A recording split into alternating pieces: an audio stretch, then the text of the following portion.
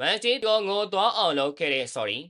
မန်စီးတည်လဲလိုချင်နေတဲ့ကစားသမားကို sorry ကအမွေပုံပေးပြီးဖက်ရိုက်သွားပါပြီချဲစီကတော့လူရောင်းစားရင်ဝင်ဝင်ပေါင်156တန်းကျော်သွားတဲ့ယူတိုဆရာပြောင်းရွှေ့တွေကိုပြုလုပ်ထားနိုင်ခဲ့ပြီဖြစ်ပါတယ်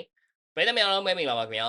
လက်ရှိဘောလုံးကမ္ဘာမှာငွေကြေးသုံးစွဲမှုနဲ့ပတ်သက်လာရင်ပရီးမီးယားလိဂ်အသင်းတွေကိုဘယ်သူမှရှင်နိုင်စွမ်းမရှိဘူးလို့အားလုံးကလက်ခံထားကြတာပါအထူးသဖြင့်အရှိတဲ့ဘိုင်းကရေနံတတိတွေပိုင်ဆိုင်တဲ့မန်ချက်စတာစီးတီးလိုအသင်းမျိုးဆိုရင်သူတို့လိုချင်တဲ့ကစားသမားကိုဘယ်လိုဈေးမျိုးနဲ့မဆိုပေးဝယ်နိုင်စွမ်းရှိတယ်လို့ကျွန်တော်တို့ယုံကြည်ထားကြပါတယ်။ဒါပေမဲ့အခုချိန်မှာတော့အဲ့ဒီမန်စီးအသင်းကြီးကိုယ်တိုင်ငွေကြေးအင်အားအပြတ်သက်ဖျက်ရိုက်ခံလိုက်ရတဲ့အရာမှအပြောင်းရွှေ့သတင်းကြီးတစ်ခုထွက်လာခဲ့ပါပြီ။အဲ့ဒီစလိုက်ကတော့ Saudi Pro League ကနာမည်ကျော်အိမ်လာအသင်းနဲ့ Chelsea တိုင်းစစ်မှုနဲ့တူတို့ပဲပါတယ်။သတင်းတွေရဲ့အတိအကျဖော်ပြချက်အရအိမ်လာအသင်းဟာ Chelsea တိုင်းစစ်မှုနဲ့တူကိုအပိသက်ခေါ်ယူဖို့အတွက်အကြိုသဘောတူညီချက်တစ်ခုတရားဝင်ရရှိသွားခဲ့ပြီပါတယ်။အပြောင်းရွှေ့တန်ဖိုးကတော့ချန်ပီယံအဖြစ်ပေါင်57.3တန်းဝန်းကျင်ရှိမယ်လို့သတင်းတွေကခိုင်မာဆိုထားပါတယ်။ဒီနေရာမှာအင်ပဒန်စစ်ဝင်စားဖို့ကောင်းတာကမန်စတီးရဲ့အခန်းကဏ္ဍပါပဲ။မန်စတီးဟာနက်တိုကိုသူတို့ရဲ့တိုင်းစစ်ပိုင်းအားဖြင့်မှုတစ်ခုအနေနဲ့ခေါ်ယူဖို့အစောပိုင်းကလေးကလှုပ်ဝက်စူးစမ်းပြင်ဆင်နေကြတာပါ။ဒါပေမဲ့အိလာအသင်းကကြားပြတ်ဝင်ရောက်လာပြီးမန်စတီးတက်ပုံမဆွဲဆောင်မှုရှိတဲ့ကမ်းလှမ်းမှုတွေငွေကြေးပမာဏတွေနဲ့နက်တိုရဲ့စိတ်ကိုအပြတ်အသတ်တင်သွင်းသွားနိုင်ခဲ့တာပါတယ်။ဒီပြောင်းရွှေ့ကဥ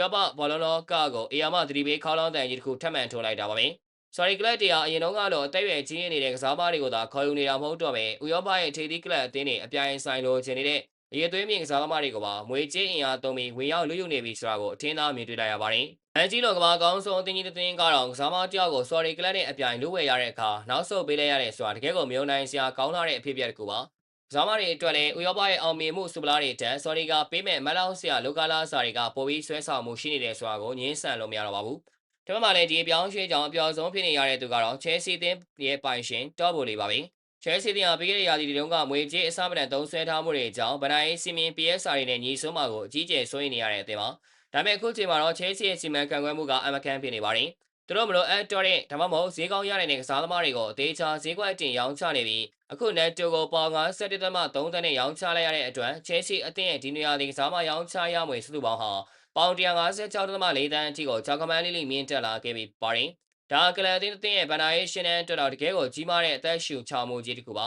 ။ Chelsea အနေနဲ့အသင်းရဲ့ဗနာရေးကိုအကောင်းဆုံးချိန်ခွင်ရှာညှိနေတာကိုမြင်တွေ့ရပါတယ်။နယ်လုံစားမမျိုးကိုဆုံးရှုံးလိုက်ရတာဟာကွင်းတွင်ဆန်းဆောင်ရေးအရာနစ်နာမှုရှိကောင်းရှိနိုင်ပေမဲ့ပေါင်57တန်းကျော်တဲ့မွေးကြေးပမာဏကတော့ငင်းဆန်ဖို့အင်မတန်ခက်ခဲတဲ့ကမ်းလှမ်းမှုတစ်ခုဖြစ်ခဲ့တာသိကြပါတယ်။အိမ်လာမန်စတီနဲ့ Chelsea တို့ရဲ့ကြားကဒီသုံးဝင်းဆိုင်ပြောင်းရွှေ့စလန်းဟာလက်ရှိဘောလုံးလောကရဲ့မွေကြေးစည်းစိမ်မှုနဲ့မွေကြေးစည်းကွက်ပြောင်းလဲမှုတွေကိုအထင်ရှားပြသရနေတဲ့ဇက်ကွက်ကြီးတစ်ခုပြင်သမိုင်းတင်ကျန်ရတော့မှာဖြစ်ပါတယ်။ဒါပေမဲ့တစ်ဖက်ကကြည့်မယ်ဆိုရင်တော့ Chelsea ကလူရောင်းစားပြီးငွေရှာတဲ့စီးပွားရေးကုမ္ပဏီတက်တက်ဖြစ်သွားတာကိုပြည်သူတွေကအားပေးနေကြအောင်ပါလား။ကစားမတွေကိုအများထုတ်ဖို့တက်တက်အသုံးချနေတာကဘောလုံးလောကရဲ့ဂုဏ်သိက္ခာကိုကြီးတန်းစေတယ်လို့ဆိုရလိမ့်မလား။ညီကိုတို့ကရောဘယ်လိုမြင်ကြလဲမိတို့ရဲ့မြင်လေးတွေကိုလည်း comment ကနေပြောပြသွားခဲ့လို့ရပါတယ်ခင်ဗျာ။အဆုံးလေးကြည့်ရှုပေးခဲ့ကြတဲ့အတွက်အားလုံးကိုကျေးဇူးထူးပဲတင်ရှိပါရခင်ဗျာ။